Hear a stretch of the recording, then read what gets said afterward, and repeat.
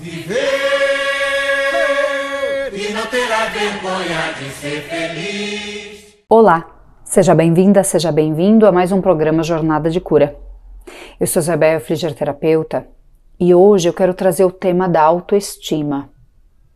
É um tema muito discutido por aí nas redes sociais, mas com viés diferenciados, dependendo do ramo, do caminho que cada um percorre.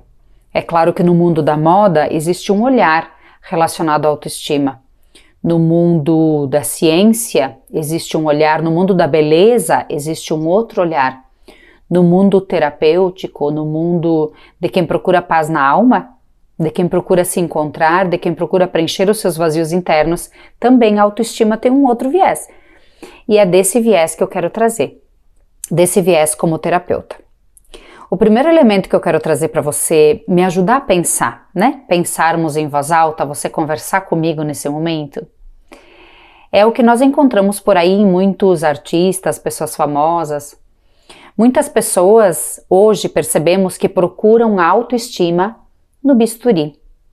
Cirurgias plásticas, ajustes, preenchimentos aqui e ali, para a pessoa se sentir mais bonita, acreditando que é o que está faltando. Muitas vezes, quando isso acontece, a pessoa por si só não é feia. E aí a gente logo percebe, às vezes uma pessoa já famosa, já no mundo da moda, no mundo da fama, no mundo das televisões, enfim, das câmeras, dos palcos. Então, com toda certeza não é uma pessoa feia, é uma pessoa que já tem habilidades, é uma pessoa que já desenvolveu muito. Mas o que a gente percebe? É uma pessoa insatisfeita. E aí, muitas vezes, sem ter uma pessoa que a oriente e que a faça parar e se questionar de onde vem essa insatisfação, a pessoa, tendo dinheiro, vai automaticamente procurar um hábil no bisturi. E faz 1, 2, 3, 10, e quando se percebe, ainda está no descontentamento, ainda está na infelicidade, ainda está na insatisfação. Muitas vezes, não poucas, não raras, muitas vezes a pessoa faz várias cirurgias, vários procedimentos para depois disso tudo, ela se questionar. Mas meu Deus, eu já fiz tanto, eu já estou perfeita, já estou linda, já fiz tudo o que eu podia ter feito e ainda me sinto insatisfeita. Essa é que é a verdade. Claro que, obviamente, um médico, uma pessoa habilitada, para cirurgias plásticas e tudo mais, não vai estar fazendo esses questionamentos, para a pessoa, porque não é a praia dele, não é a área dele, O terapeuta, ele está habilitado a encontrar na pessoa, ajudá-la, a pegar a pessoa pela mão e ajudá-la a trilhar essa jornada para encontrar a sua insatisfação. E depois de ter encontrado, buscar soluções, buscar alternativas. Então, sim, com toda certeza, a autoestima não está na ponta do bisturi. A pessoa pode ser a mais feia do mundo e pode ficar a mais linda do planeta e mesmo assim continua se sentindo insatisfeita, continua se sentindo feia, continua se percebendo que algo está errado e não sabe o que. É claro que no primeiro momento eu gosto de brincar com as minhas crianças, é a carcaça, é o pinheirinho de Natal, é aquilo que a gente enxerga no espelho, que insatisfaz no primeiro momento, ainda mais uma pessoa que nunca trilhou uma jornada de autoconhecimento, que não tem essa jornada de cura que você está trilhando, Se você está aqui comigo, eu acredito que você já tem assistido vários programas meus e de repente até vem trilhando essa jornada de autoconhecimento com essa proposta, que eu estou trazendo nesse canal. Mas muitas pessoas nunca fizeram nada de autoconhecimento, nunca recitaram um Ho'oponopono, nunca olharam para dentro, nunca olharam para o espelho, se olhando no fundo dos olhos e se questionando, querida, o que está insatisfeito ali dentro? O que mesmo incomoda ali? Hoje vemos também uma busca desenfreada por um corpo perfeito, a aparência. Então, no mundo dos encapsulados, no mundo do emagrecimento, gera-se muito desconforto, né? Geram-se muitos movimentos. Muitas pessoas buscando o corpo perfeito, o corpo ideal. E geralmente o corpo magro, né? Então hoje uma pessoa mais reforçadinha, uma pessoa gordinha, parece que passa vergonha, não tem lugar. Esse é um outro equívoco. Até porque, se esse fosse o caso, todas as pessoas magras seriam felizes e todas as pessoas talvez mais gordinhas seriam infelizes. E não é o que eu vejo. Eu vejo muitas vezes uma pessoa linda, magra, toda insatisfeita, infeliz, angustiada, né? Áspera. E o que eu observo? As pessoas gordinhas, sorridentes, felizes. Embora tenham lá suas questões com o seu corpo, tá tudo certo, mas acabam sendo felizes do mesmo jeito. De novo, isso é mentalidade. O problema não está fora, o problema está dentro. Até porque a questão do corpo, né, ser mais gordinha ou ser mais magra, tem a ver com as nossas questões emocionais.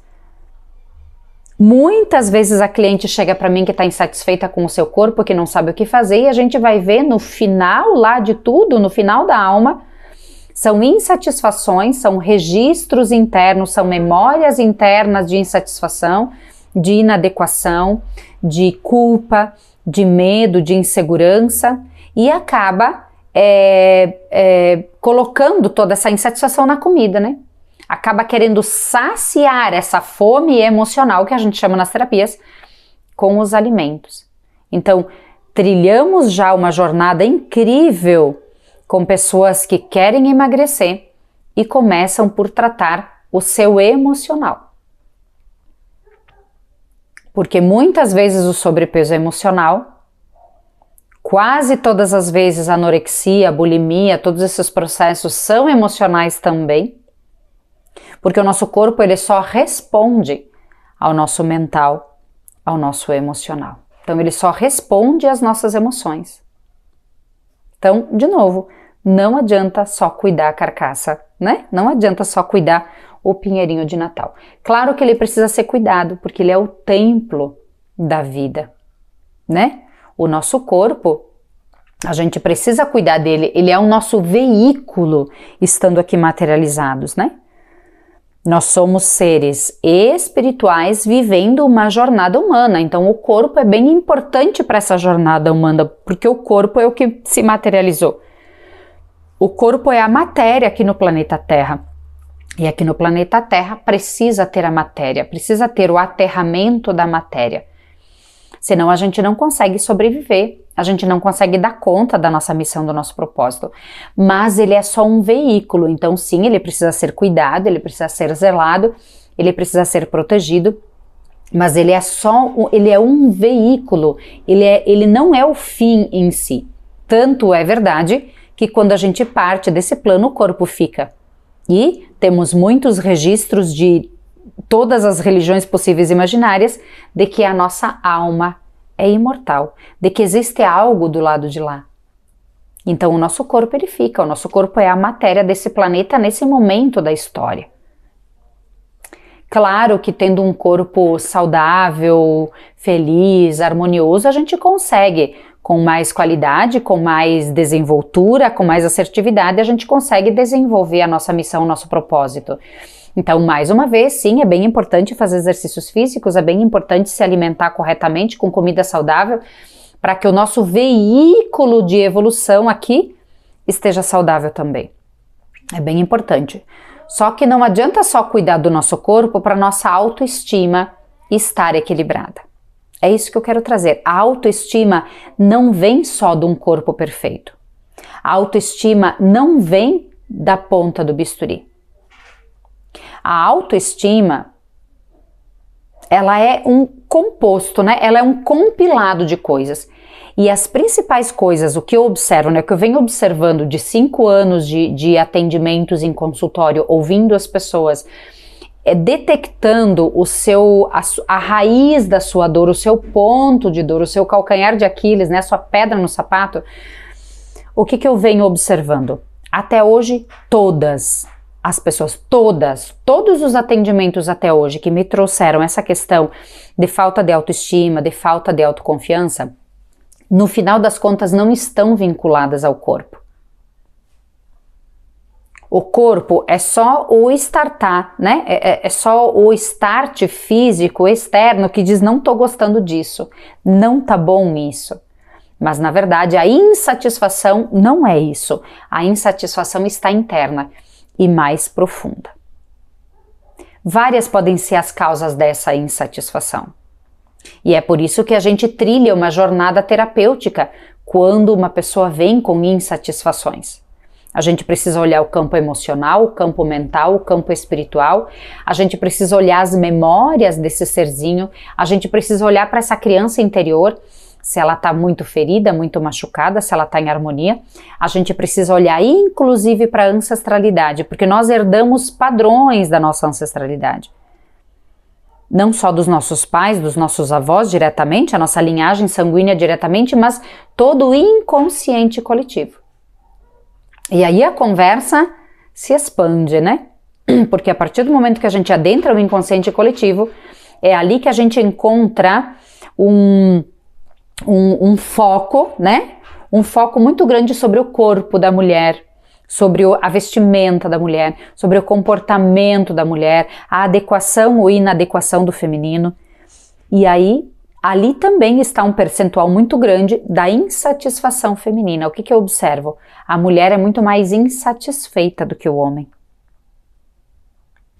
Esses dias na sala dos professores, brincando e conversando, saímos com esse assunto interessante. Às vezes um homem gordinho, feio, nada contra os gordinhos, mas às vezes um homem feio, barba mal feita, corpo desleixado, não tá nem cheiroso, tem a cara de pau de dar em cima de uma mulher bonita, elegante, né, cheirosa, bem posicionada, e a mulher não teria essa coragem. Nem se ela fosse bonita, né? Às vezes ela não tem a coragem de dar em cima, dar uma cantada num homem bem posicionado, bem apessoado. Por quê? Porque o homem tem uma autoestima mais elevada do que a mulher. E isso que comprova o inconsciente coletivo. Por quê? Porque sobre a figura masculina existe uma expectativa bem menor. Dentro desse inconsciente coletivo, que é concebido nesse inconsciente coletivo, dá a impressão de que para o homem, para a figura masculina, a gama de possibilidades são infinitas. E a mulher existem muito mais restrições, muito mais exigências. A mulher precisa se encaixar muito mais. A mulher é rotulada com mais facilidade. Haja visto os palavrões, né? Qual o palavrão mais profundo quando você quer ferir uma mulher? Já te veio na mente, provavelmente, né? E qual é o palavrão mais profundo quando você quer ferir um homem? Nem tem, né? Nem tem, porque se você chama o mesmo palavrão que você pensou da mulher, você chama pro homem, hoje é até elogio, né? Não é mesmo? Então, percebe, isso tudo tá no inconsciente coletivo. A gente traz isso, a gente herda da nossa sociedade essas concepções e a gente acaba no piloto automático da nossa vida, na correria, no caos da nossa vida, a gente acaba transmitindo para os nossos filhos essa mesma concepção, muitas vezes deixando marcas emocionais de incapacidade, de infelicidade. Quem nunca, né? Conta aí pra mim. Você também já ouviu lá na sua infância que burro, que burra que você não vai ser ninguém na vida, que incompetente, se continuar assim vai morrer de fome, né? Desse jeito ninguém vai te querer. Esse tipo de frase que, por pouco tempo, era uma forma de estimular. Só que hoje nós entendemos que é um processo muito negativo que ficam marcas profundas emocionais. E essas marcas profundas dizem respeito à nossa estima na vida adulta. Por quê? Porque quando a criança nasce, desde o ventre materno, as experiências que esse bebezinho fez lá no ventre materno, se ele foi esperado, se ele foi amado, se ele foi zelado, se ele foi cuidado, ou se desde o ventre materno ele chegou inesperadamente, uma gravidez inesperada, sem planejamento, né, e tudo mais. Então, essa criança já sofre a rejeição, já se sente rejeitada, esse bebezinho lá no ventre materno. E aí, depois que ele nasce, se os processos continuam, né, se ele é acolhido, é amado, há uns registros de empoderamento. Agora, se ele vem, né, meio assim, a la louca, né?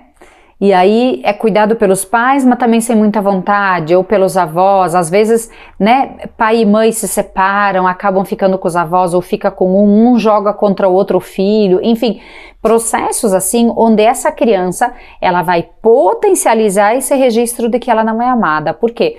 Porque a alma da criança sabe que ela é o fruto do amor entre o pai e a mãe. E quando esse amor não existe mais, quando os pais se separam, é um registro de alma, é como se a alma dissesse, tá, mas eu sou fruto desse amor. Eles se separaram, então não tem mais amor? Quem sou eu? Que lugar eu tenho nessa relação? É como se esse bebê evaporasse, no sentido mais amplo da questão, no sentido de que ele é o amor do pai e da mãe. Percebe? Por isso que é a criança, o filho que mais sofre numa separação. Não porque eles se separaram em si, porque eles são adultos, eles têm o direito de recomeçar talvez e de ver se não tá bom e de ver o que está acontecendo e de fazer novas escolhas. A questão é o que essa criança registra dentro dela. E a autoestima tem muito a ver com o processo dela ter sido amada, dela ter sido acolhida, dela ter sido respeitada, dela ter sido empoderada na infância, desde o ventre materno e principalmente na primeira infância. Então, se a gente tem registros, e aqui que mora o ponto, aqui que é o ponto-chave, aqui é o virar de chave das terapias. Então, o que fazem os processos terapêuticos? Com a ajuda da terapeuta, do anjo de plantão, eu gosto de chamar nas minhas lives. A propósito, toda segunda-feira tem live no meu canal. Se você gosta desse tema, vem com a gente, para a gente trilhar essa caminhada, trilhar essa jornada e ser mais assertivo e você ter resultados mais rápidos, porque quanto mais você conversa sobre o tema, você escuta a Isa, você assiste os programas, você faz uma meditação, você tem uma ferramenta de autoconhecimento, você tem um norte da terapeuta, você vai ter mais assertividade e vai ser mais rápido o teu processo. Você vai ter resultados mais rápidos. Tá? Porque é o nosso inconsciente, é aquilo que está registrado na nossa alma, é aquilo que está registrado no nosso inconsciente a questão. Por isso que a autoestima não vai ajudar muito o bisturi, porque é algo externo, né? Talvez precise ajustar alguma coisa, ok, não digo que não é, né? Não é aconselhável, cada um sabe do seu corpo, mas não adianta nada você ir para um bisturi, ajeitar a carcaça, se aqui dentro, internamente na tua alma, há insatisfação. Então você precisa olhar para essa insatisfação que está ali dentro. E geralmente essas insatisfações que guardamos dentro, que reservamos dentro, é por conta dessas memórias que nós temos sobre o nosso valor, nosso amor, né? Então às vezes nós temos memórias, registros, feridas de desamor, desafeto e desvalor. E são essas feridas que continuam sangrando internamente, que a gente não cicatriza, que vão hoje compor a nossa estima na vida adulta. Então não é eu olhar para o espelho e gostar do meu corpo. É eu cicatrizar as feridas dentro, daquilo lá que o papai e a mamãe disseram, daquele dia que riram de mim, daquele dia que eu errei e daí as pessoas debocharam, daquele dia que eu quebrei um prato e eu apanhei da minha mãe e do meu pai, então eu registrei dentro de mim que eu não sou boa, que eu não sou capaz, que eu só dou problemas, que eu não faço nada direito, que eu não vou ser ninguém na vida. Percebe? Esses registros internos de inadequação, de incapacidade, de vergonha, de humilhação, memórias de abandono, de rejeição, são essas memórias que compõem, acima de tudo, o cenário da nossa autoestima, do nosso alto valor. Então, antes de ir para o bisturi, precisa fazer uma viagem interna, identificar essas dores. E através de processos terapêuticos ressignificar, como por exemplo a EFT, a reprogramação mental, a constelação, a hipnose, são ferramentas que nós temos hoje, né? E que vão reprogramando a nossa mente e criando uma nova mentalidade, um novo olhar para a nossa vida. E eu vou um pouquinho além aqui. Aceitar a nossa história, aceitar os nossos pais, identificar essas feridas na nossa história e fazer todo um trabalho de aceitação também diz muito sobre a nossa autoestima, sobre a nossa aceitação. Por quê? Pensa comigo, o teu corpo foi você que escolheu? O teu nariz, a cor do cabelo. Claro que hoje podemos, justamente por isso que tem essa busca de bisturi, né? Porque hoje podemos transformar tudo. Mas olha só, aquilo que a fonte criadora criou, por mais habilidoso que seja o cirurgião, será que ele vai fazer um trabalho melhor do que a fonte criadora fez? E aí, se a gente adentra essa questão espiritual, de que nós somos um ser espiritual tendo uma experiência humana, o corpo, ele é um dos pilares. Ele não é o pilar. E quanto mais você ama o seu corpo, aceita o seu corpo, mais satisfação você vai ter. Por quê? Porque você recebeu o seu corpo. É como se você recebesse uma casa da sua melhor amiga e você começasse a criticar a casa que você recebeu de presente. Ela te deu a chave, uma casa linda, maravilhosa, 2 andares. Nananana. E de repente você entra na casa e começa a criticar. Começa a criticar a casa. Faz sentido? Pois é, não faz sentido. Nós recebemos essa casa da fonte criadora, do divino, para nós vivermos essa experiência humana, vivermos essa jornada humana. Então, eu trago muito forte, não só porque eu fui freira, né, até os 30 anos, eu tenho isso como valor, a questão da espiritualidade, tá? A questão da espiritualidade, a conexão espiritual, eu tenho isso como valor, independente da religião, tá? Não tem vínculo religioso aqui, né? Inclusive conheço várias religiões, e Umbanda, espírita, não sou católica, já animei culto evangélico, então, né? Tenho essa cabeça bastante aberta, entendo de várias religiões, já aprofundei, tenho pessoas amicíssimas de várias religiões, mas a questão é a espiritualidade. Então, eu acreditar que eu fui plasmada por uma inteligência suprema, que é perfeita. Então, em algum aspecto, eu ser assim está perfeito.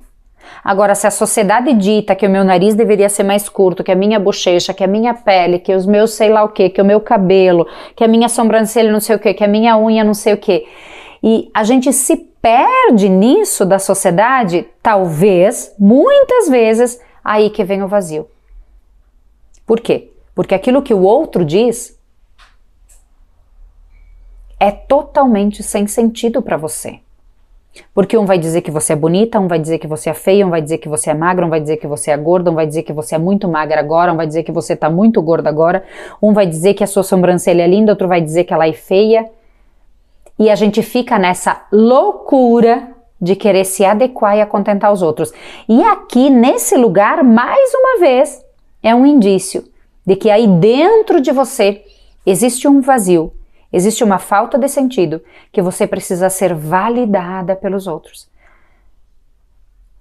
E hoje, muito forte nas redes sociais, né? A gente posta alguma coisa e fica ali na ansiedade para ver o número de curtidas. É um sinal de que a sua autoestima está lá nos pés e de que você precisa ser validada pela sociedade para você ter umas migalhinhas de atenção e para você se sentir um pouquinho pertencente. Porque no final das contas é isso, tá? É a lei do pertencimento que está aqui em voga.